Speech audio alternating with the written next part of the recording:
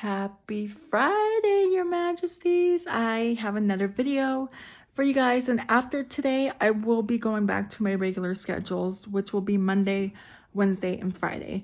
Okay, so this one is called Mary Shaw. I never heard of this. Mary Shaw is a scary poem or rhyme from the horror movie Dead Silence. You can also read the supposedly true story or scary legend of Mary Shaw, the ventriloquist who was buried with her dolls and figure out if her curse is real. All right, then. Um, all right, so it starts. Beware the stare of Mary Shaw. She had no children, only dolls. And if you see her in your dreams, make sure you never ever scream, "Ugh," or she'll rip your tongue out at the seam.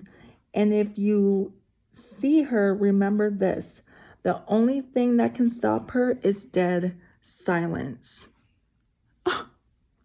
I'm not going to be quiet for that. I'm sorry. I'm going to scream. But again, I'll try to be quiet. Okay, anyway, there's an old ghost story around here about a woman named Mary Shaw. She was buried with her doll collection. Now, some say it's just a scary poem parents tell their kids to keep them in line. But others claim it's more than just a ghost story. There are things you remember and there are things you can't forget. Like the look on that woman's face when she died. Her name was Mary Shaw, the ventriloquist who lost her voice. Back when I was a boy, those were the glory days of Ravens Fair, and the town built itself a grand old theater, the Genial Theater out on Lost Lake. I only ever went there once. Okay. It was 1941 and Mary Shaw was the ventriloquist on stage. She had a dummy called Billy.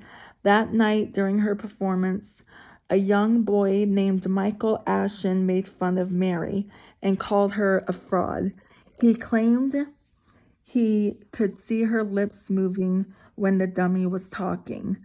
Some weeks later, that disbelieving little boy went missing. Vanished without a trace for his family. There was only ever one suspect, Mary Shaw. In fact, everyone in town felt that Mary Shaw must have played some role in it. And not long after that, she was murdered. Who killed her? No one ever found out for sure. According to the legend, some members of the Ashen family dealt their own brand of justice. Along with other folks from Raven's Fair, they stormed her dressing room at the theater. They forced her to scream, then ripped out her tongue, silencing the ventriloquist's voice forever, or so it seemed. In her will, Mary stated that her dummies were to be buried with her. Her children, as she called them, all 101 of them. Her body was brought to my father's mortuary so he could begin work on her other final request. Not only did she ask to be buried with her dolls, she asked to become a doll herself. But she didn't stay dead. She came back and took her revenge. Yeah. Ever since she was buried, Raven's Fair had been pledged by death. One by one, each of the men involved each of the men, I'm sorry, one by one, each of the men involved were killed.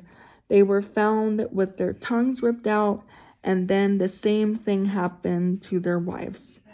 And then their children and their children's children and their children's children. No one in this town dares to speak Mary Shaw's name, let alone go near the grave. They know she won't stop killing until the screaming does. Oh, wow. So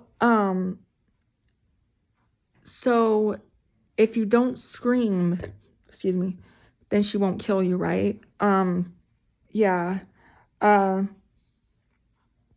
Let me know what you guys think of this story. I love you guys so much. That's going to be it for today's video. So if you're new here, hi, I'm Princess Peyton.